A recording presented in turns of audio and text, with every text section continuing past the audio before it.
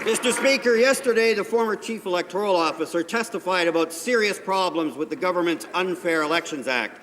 He said the removal of vouching destroys a fundamental fail-safe in our voting system.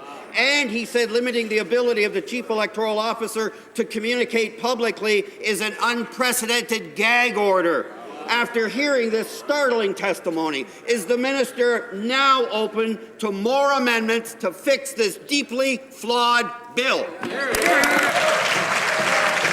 Honourable Minister of Democratic Reform. Mr. Speaker, the government takes the very reasonable position that when someone shows up to vote, they should merely have some ID, which they can among which they can choose from 39 different options to identify who they are and where they live. We know that there were enormous irregularities in the last election with the use of vouching. There were 50,000 cases where the safeguards designed to protect against voter fraud were violated.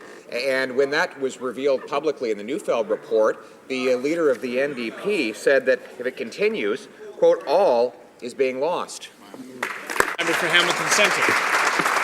Well, it's interesting that the word has moved from fraud to irregularity, so we're getting a little closer to the truth. Mr. Speaker, Mr. Kingsley also testified that the one-year requirement for preserving robocall records is far too short. As a former owner of an automated calling firm himself, the minister knows these records could and should be preserved for much longer. So why is he making it more difficult to catch the fraudsters? The Honourable Minister of State for Democratic Reform.